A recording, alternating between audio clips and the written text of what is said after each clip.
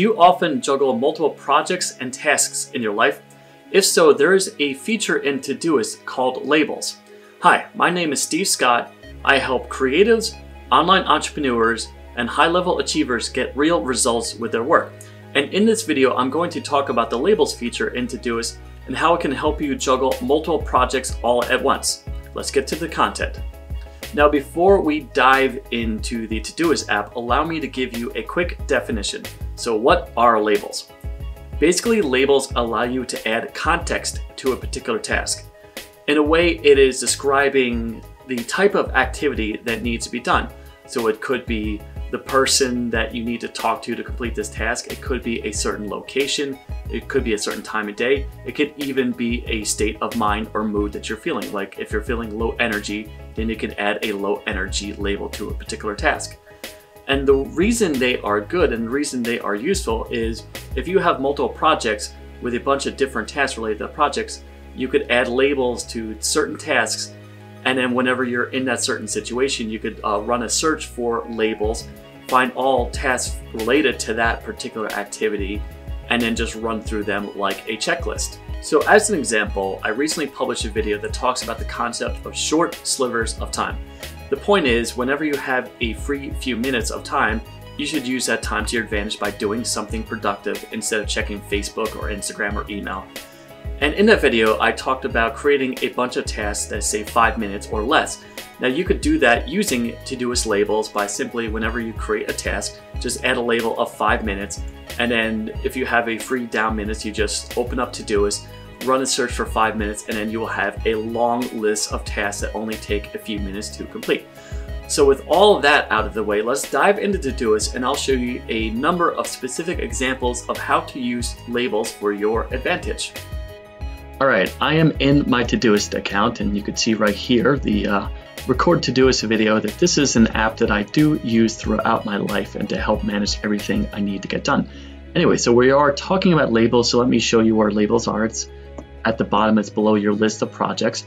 So you just simply go to add label, and the labels that you add really is up to you. I don't necessarily think you have to go out and create a different color for it. I would just recommend creating a set of labels. So let's just go 5 minutes because I've already talked about that. We go 5 minutes, that's one label. And look, I'm just gonna basically run through a bunch of labels I would recommend. So low energy, actually let's do a tag. So low energy.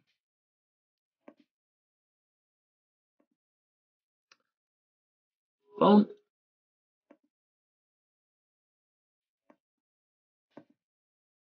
Let's see, waiting. So this is if you're waiting for a specific response for somebody. Let's see, home. If you want to create a list of different activities you do when you're at home, and you can add a label of when you're at work. www. So this is you have to look up something on a website. Let's see, review.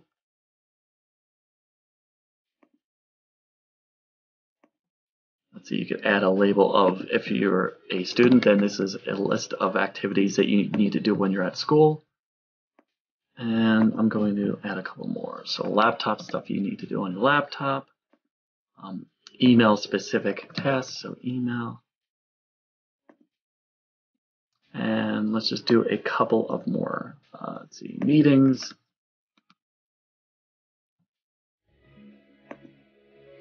And then finally, errands. Okay, so that is a pretty good list of labels that you could add, and really it is up to you to the different types of labels you want to add to your life. So there's 5 minutes, that could be just tasks that only take a few minutes to complete. There's low energy, so if you're really feeling down and you don't really need to do, or you can't really do higher level thinking and work, then you can create a list of low energy tasks that you can run through when you're not feeling up for life. Phone, waiting, home, work, on the internet, review, school, laptop, email. And again, just get as creative as you want for creating these apps. So as far as creating new tasks, let's just go to today and let's just start creating new tasks. So let's see, let's go write TPS report, and then we will add a label. Sorry, I forget what the label button is. So let's just go work as a label. And yeah, work, let's see. Yeah, work and laptop. Laptop and then work. So that adds a task there. Let's see, call Frank. A label of, let's see, that would be a phone call. And let's just say that would also be a, sorry, I keep on hitting the wrong button. That would be a 5-minute task, so call Frank. Let's see, call, that's my son's name, so call Eugene's school. And that'd be a label of phone. And a label of, yeah, that'd be another one, another 5-minute task. So you get the point. You can just basically create a context for all these different types of tasks. And what's cool is whenever you are in a situation like you want to make a bunch of phone calls, and you simply just go up here and you just type in, helps if I could type phone. And then it would see the phone label at the top, and this will just give you a list of tasks related to that particular activity. Or if you are feeling, let's see, let's just do email, and then you see the email label up at the top. Let's see, I guess I didn't fill out a label. Let's see, 5 minutes. I think that was one of the ones, so 5 minute. See the 5-minute label, and you would just again see a list of various labels. Now, I don't want to bore you by adding hundreds upon hundreds of labels, but the point is, whenever you're creating a task in Todoist, you would simply add a few labels, and then whenever you find yourself in that particular context, that if you have a few minutes of spare time, you could run a label and just run through those tasks. Or if you need to make a bunch of phone calls, you can do that. Or if you need to send off a bunch of emails, you could run a search for labels related to that. And I would recommend pretty much every time you create a task to add a few labels that would help you better understand not only the nature of the task, but also offer you an opportunity to get a bunch of stuff done when you're in a certain situation where you have some extra free time.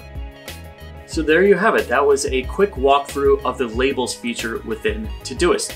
Now, I find labels are perfect for someone who has a lot of projects, but you want to do a group of similar tasks that aren't related to just one project.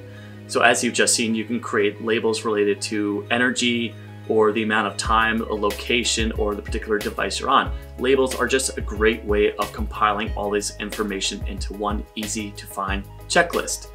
Now, if you're someone who believes in time blocking, and actually I just created a video about the A-timer log, and that's my personal time blocking technique.